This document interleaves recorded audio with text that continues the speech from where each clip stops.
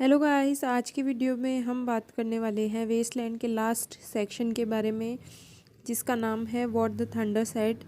और ये लिया हुआ है बृहदारण्यक उपनिषद से, और इंडियन स्क्रिप्चर्स और इंडियन माइथोलॉजी का इसमें बहुत ज़्यादा मेंशन है। तो शुरू करते हैं आज का video. After the torch light red on sweaty faces, after the Frosty silence in the gardens, after the एग्नी in stony places. तो ये सीन दिखाया हुआ है जीसस क्राइस्ट के क्रूसिफिकेशन का और उसके बाद का। तो जो एक शिष्य थे, इनके 12 डिसाइपल्स थे जीसस क्राइस्ट के, जिसमें से एक जो उनका फेवरेट था जूडास नाम का, इसने क्राइस्ट को बेट्रे किया था। और बेट्रे करने के बाद में इसने इसको क्राइस्ट को अरेस्ट करवा के और ऑफिसर्स को हैंड ओवर कर दिया था। तो ये जो टॉर्च लाइट का मेंशन आया है, ये उसी जूडास के लिए आया है कि वो जो हैं जूडास और उसके फेलोज़ जो उसको फॉलो करने वाले हैं, तो ये टॉर्च लाइट से जीसस क्राइस्ट को सर्च कर रहे हैं। और ये गार्डन का जो मेंशन है, ये गार्डन ऑफ गेट्समिन के लिए आया है, जहाँ पर क्राइस्ट को क्रूसीफाई करने से पहले इम्प्रिजन किया गया था, गार्डन ऑफ गेट्समिन में। और ये स्टोनी प्लेसेस जो हैं वो भी इसी गार्डन के लिए आए हैं कि ये जो गार्डन है, यहाँ पर जब उनको इम्प्रिजन किया गया और उसके बाद में जब उनको क्रूसिफिकेशन के लिए ले जाया गया, तो उसके बाद में यहाँ पर फ्रॉस्टी साइलेंस, बिल्कुल कोल्ड साइलेंस हो चुकी है, यानी कि कोई भी आवाज़ यहाँ पर सुनाई नहीं दे रही है। और ये जो प्लेसेस है, ये स्टोनी प्लेसेस का मतलब ये जो 4 दीवारियाँ हैं यहाँ की इस गार्डन की, तो इनमें भी क्या दिखाई दे रही है? एग्नी, यानी कि दुख दिखाई दे रहा है, पीड़ा दिखाई दे रही है। क्यों? क्योंकि जो जूडास हैं क्राइस्ट के डिसाइपल, उन्होंने उनके शिष्य होते हुए भी उनको बेट्रे किया और उनको इम्प्रिजन करवाया और उनको क्रूसीफाई किया।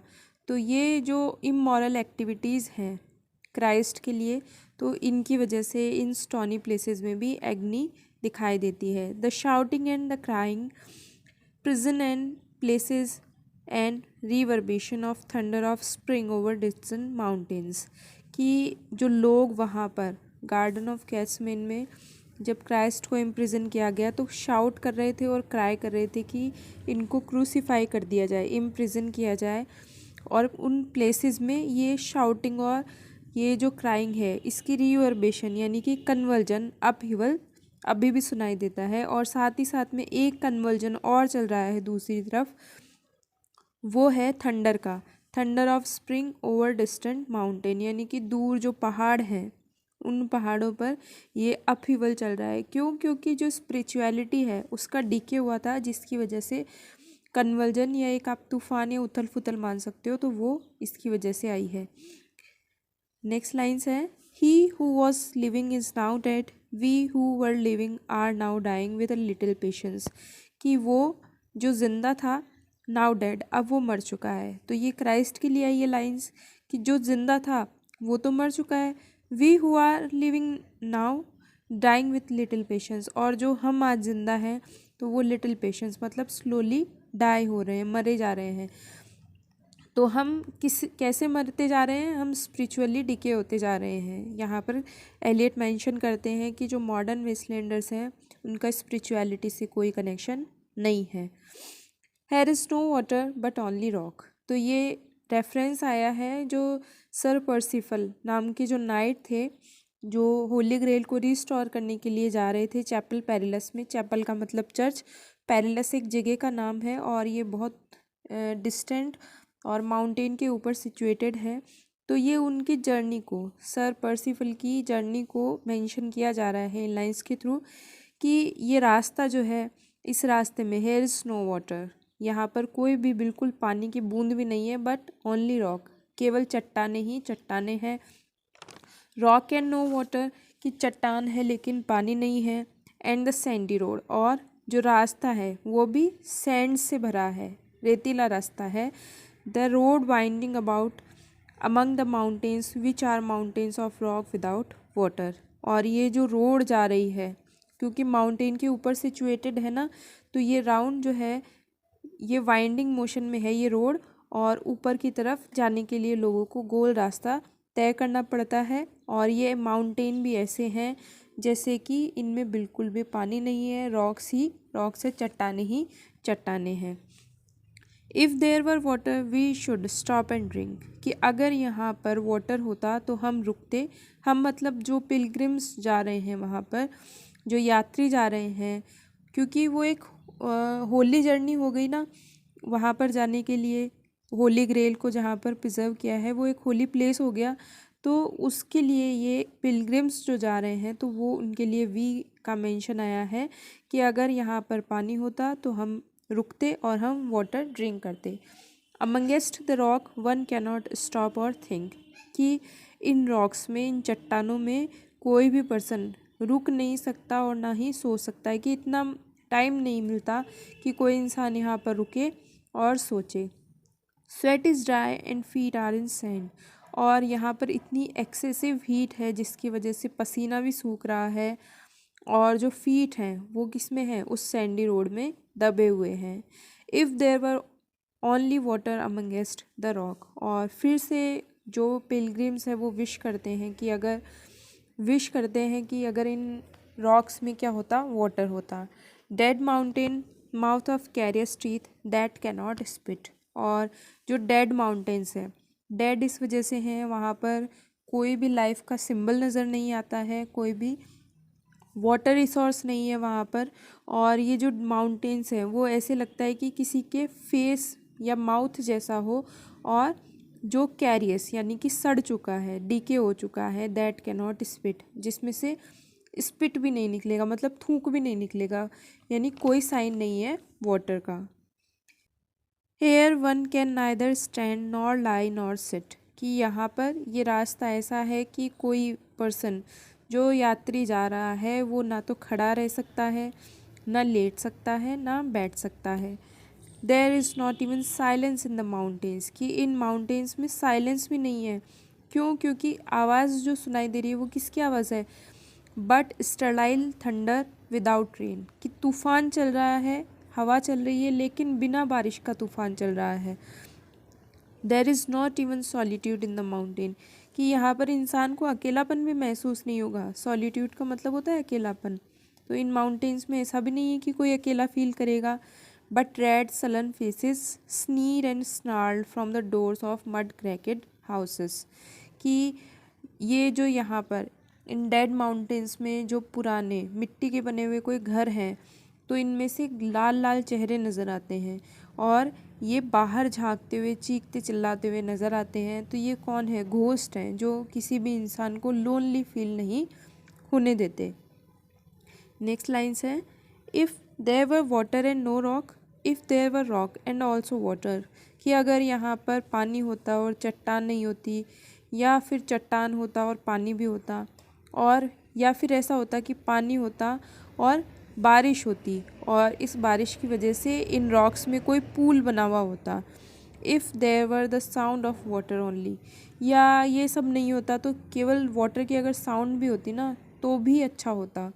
नॉट द सिकाडा, और सिकाडा नहीं होता। अब ये जो सिकाडा वर्ड है ये एक इंसेक्ट के लिए आया है, एक ऐसा जानवर जिसके पंख फड़फड़ाने की आवाज़ आती है। And dry grass singing but sound of water over a rock, और जो ड्राई ग्रास है, सूखी घास है, क्योंकि पानी नहीं है, वाटर सोर्स नहीं है, तो उसमें से जब ये विंड पास होती है तो इसके मानो आवाज़ आती है कि मानो ये सिंग कर रही हो, but sound of water over a rock. लेकिन आई विश, जो स्पीकर है वो फिर से सोचता है कि अगर यहाँ पर वाटर होता, where the hermit thrush sings in the pine trees, और वाटर सोर्स होता तो यहाँ पर हर्मिट थ्रश होता। अब ये हर्मिट थ्रश है, ये एक तरीके का बर्ड होता है, और जो पाइन ट्रीज़ के जो ट्रीज़ हैं उनके बीच में बैठकर सिंग कर रहा होता, गाना गा रहा होता। Drip drop drop drop drop but there is no water, और यहाँ से झरने की आवाज़ आती, लेकिन यहाँ पर तो कोई पानी नहीं है, तो वाटर ड्रॉपिंग की कोई साउंड नहीं है।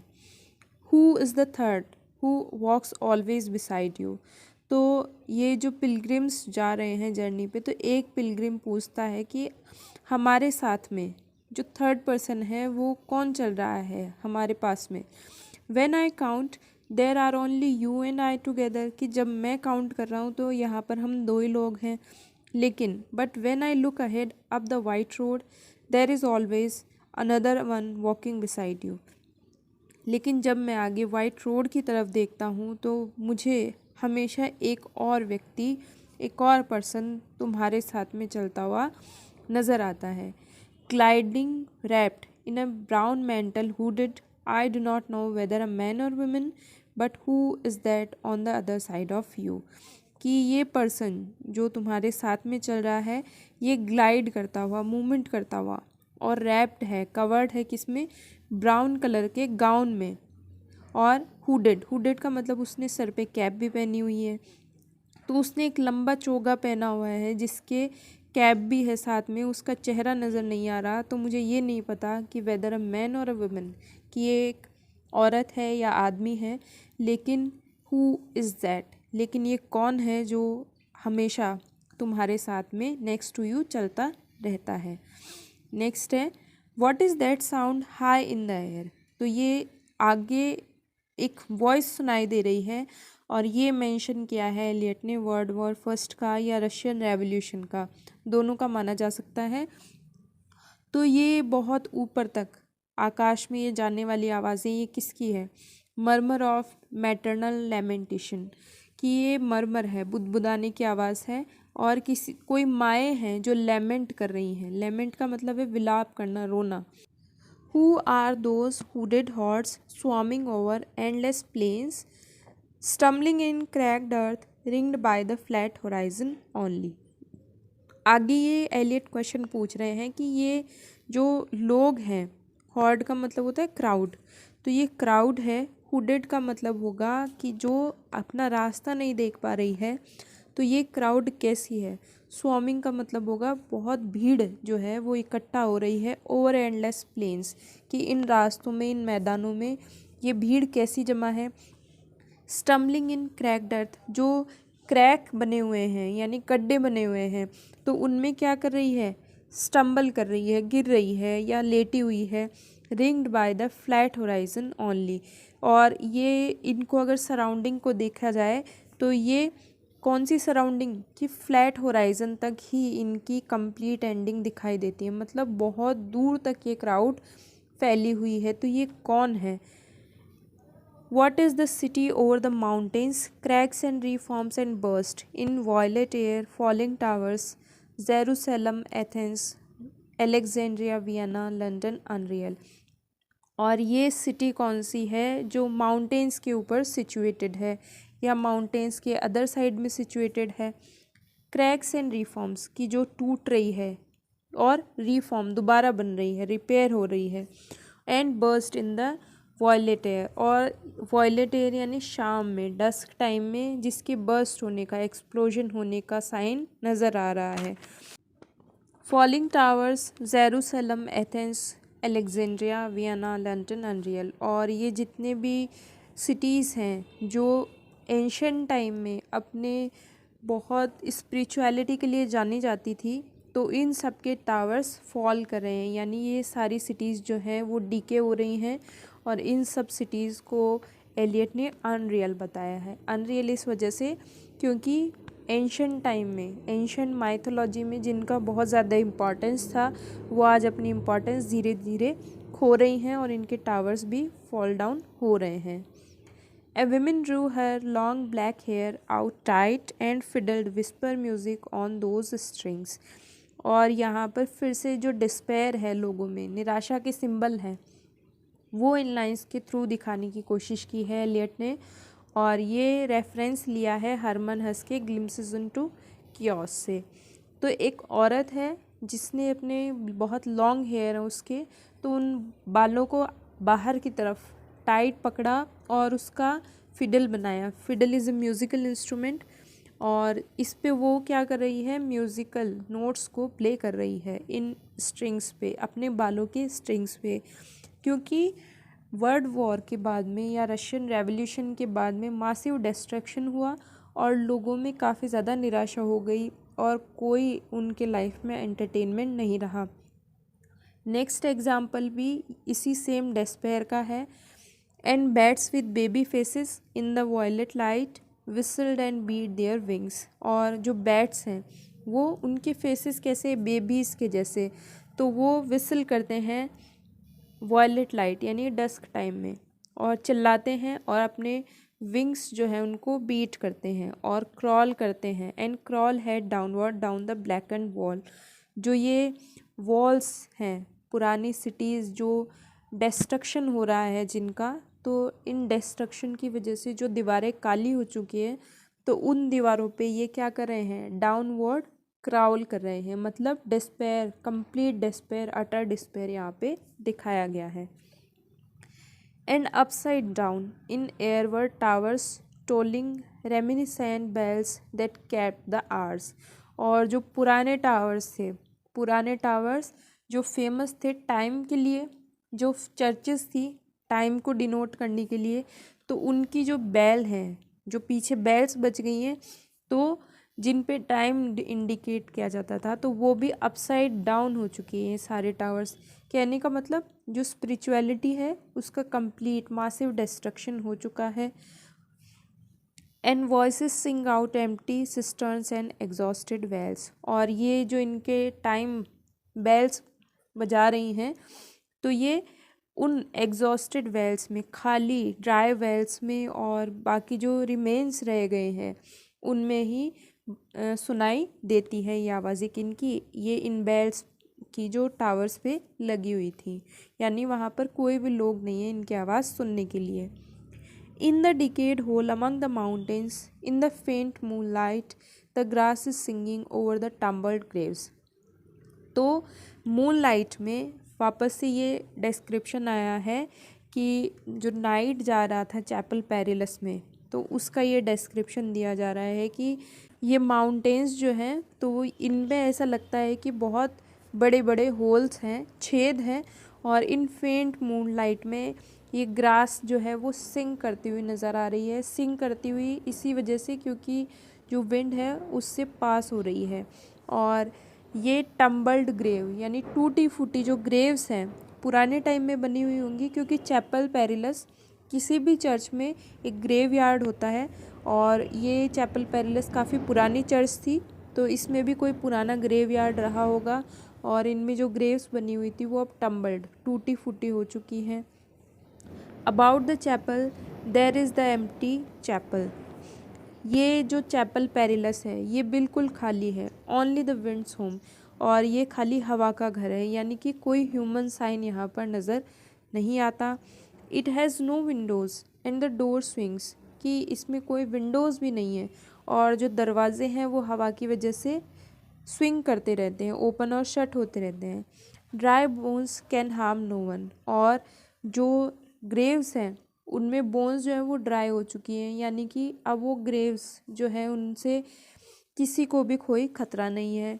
Only a cock stood on roof tree cocorico cocorico. और रूफ ट्री पर एक कॉक बैठा हुआ है और उसकी साउंड ही केवल यहाँ पर सुनाई देती है। यहाँ कोई भी और ह्यूमन सिंबल या कोई लिविंग सिंबल यहाँ पर नज़र नहीं आता। इस कहने का मतलब है कि ये जो नाइट गया है चैपल पेरिलस में एक होली जर्नी पे, तो यहाँ पर ये जो चैपल पेरिलस इतनी ज़्यादा फेमस है, इतनी ज़्यादा होली प्लेस है, इतना ज़्यादा स्पिरिचुअल प्लेस है, यहाँ पर भी कंप्लीट डेजोलेशन उसको या कंप्लीट डिस्ट्रक्शन सर पर्सिफल को नज़र आ रहा है। In flash of lighting then a damp gust bringing rain Ganga was sunken. कि फ्लैश ऑफ लाइटिंग में ये जो कॉक था उसी की आवाज़ खाली सुनाई देती है, और फिर उसके बाद में एक डैम्प गस्ट यानी एक तेज़ हवा का झोंका आता है, किसके साथ में, बारिश के साथ में। और फिर नेक्स्ट सीन दिखाया जाता है इंडिया का, जिसमें रिवर गंगा जो है वो संक हो चुकी है, ड्राई हो चुकी है। तो यहाँ पर रेफरेंस आया है बृहदारण्यक उपनिषद का या हिंदू स्क्रिप्चर्स का, हिंदू माइथोलॉजी का, जहाँ पर एक टाइम में भारत में ड्रॉट पड़ा था, अकाल पड़ा था, और गंगा नदी भी सूख चुकी थी। And the limp leaves waited for rain. और पेड़ों की पत्तियाँ भी सूख चुकी थी, और ये सब किसका वेट कर रहे थे, रेन का। While the black clouds gathered far distance, और जब यहाँ लोग बारिश का वेट कर रहे थे तब दूसरी तरफ बहुत दूर ओवर हिमवंत, हिमवंत यानी हिमालय पहाड़ पर ब्लैक क्लाउड जो हैं वो गैदर हो रहे थे, यानी तेज़ मूसलाधार बारिश आ रही थी।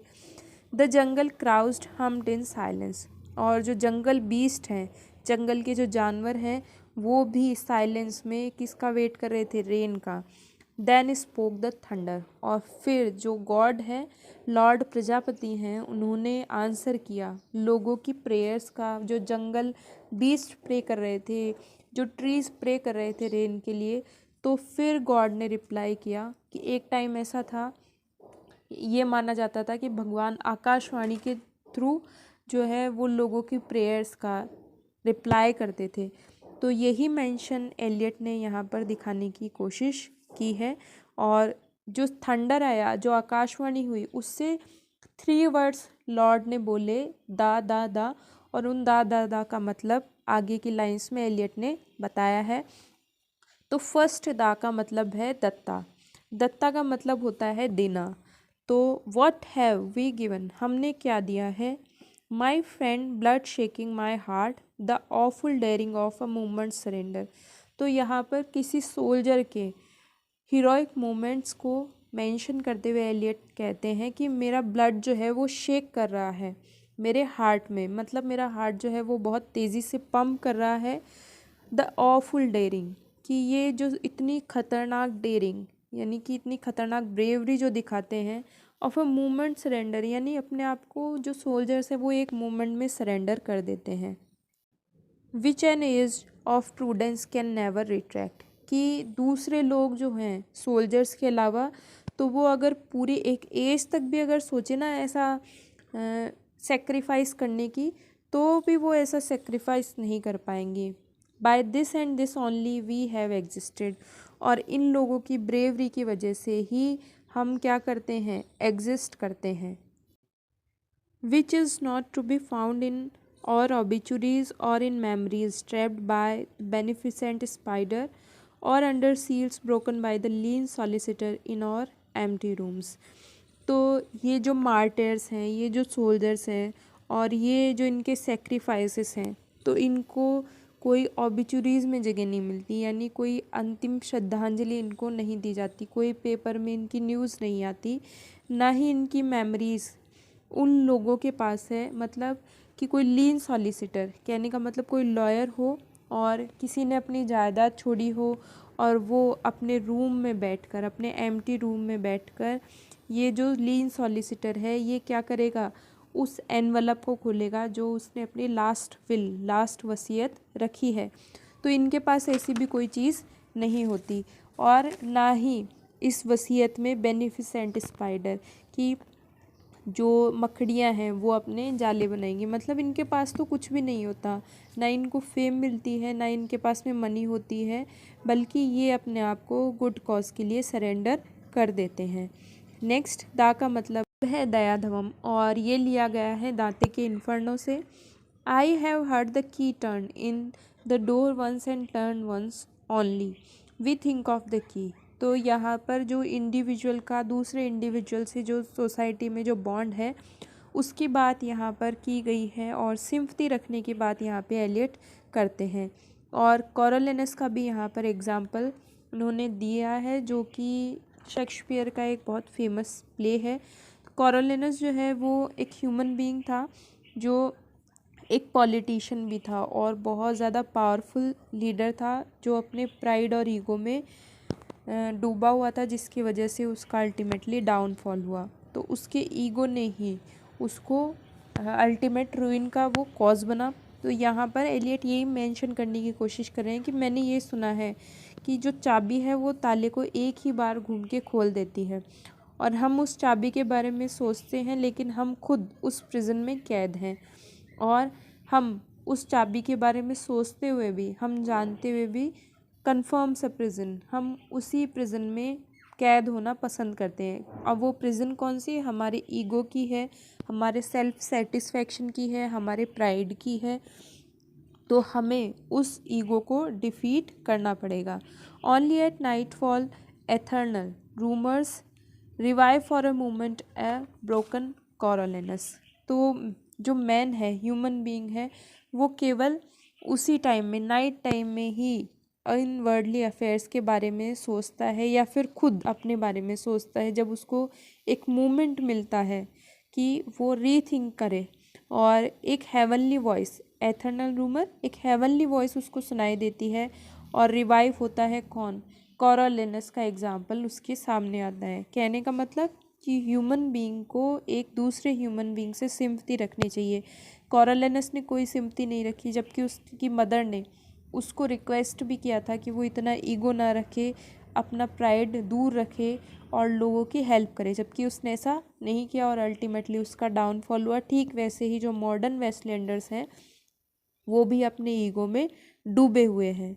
और लास्ट दा जो है उसका मतलब है दम्यता। दम्यता का मतलब होगा कंट्रोल करना। The boat responded gaily to the hands expert with sail and oar, the sea was calm, your heart would have responded gaily. कि बोट को लाइफ से कंपेयर किया है यहाँ पर, और जो ये वर्ड है वो समुंदर की तरह है।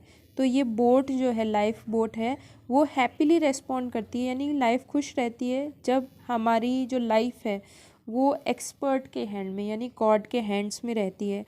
सेल एंड और द सी वॉज काम, और ये आराम से चलती है, और ये समंदर जो है वो भी बिल्कुल काम रहता है। Your heart would have responded गेली, और हमारा हार्ट जो है वो भी बहुत हैप्पीली रेस्पॉन्ड करता है। We invited beating obedient to controlling hands, और हमने ओबीडियंट होते हुए किसको इन्वाइट किया है, कंट्रोलिंग हैंड्स, यानी गॉड को इन्वाइट किया है कि वो हमारी लाइफ को आगे बढ़ाए, और ये जो चीयरफुलनेस है ये हमारी लाइफ की डिस्ट्रॉय ना हो।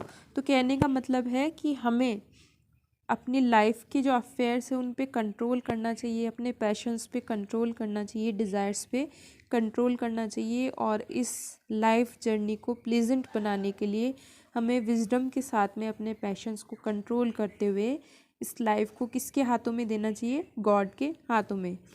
और इसी की नेक्स्ट लाइन्स है, I sat upon the shore fishing. अब यहाँ पर आया है मेंशन टाइरेसियास का, तो वो कह रहा है आई सेट अपॉन द शोर, कि मैं शोर यानी तट पे, किनारे पे बैठा हूँ फिशिंग के लिए, with the arid plain behind me, और मेरे पीछे का जो लैंड है वो बिल्कुल एरिड हो चुका है, बैरन हो चुका है।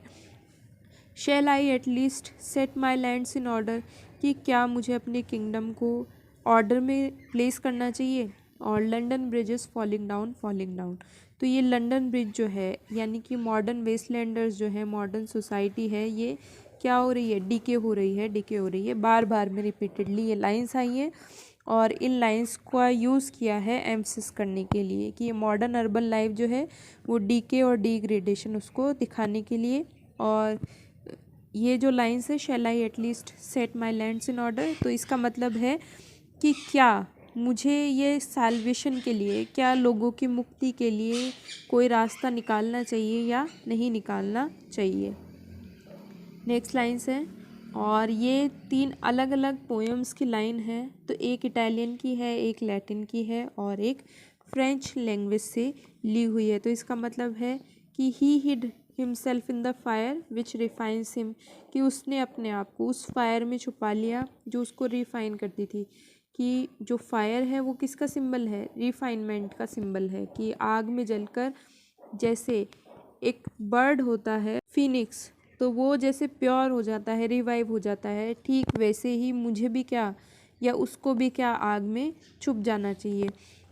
When shall I be like the swallow? O swallow, swallow, the prince of Aquitaine in the ruined towers.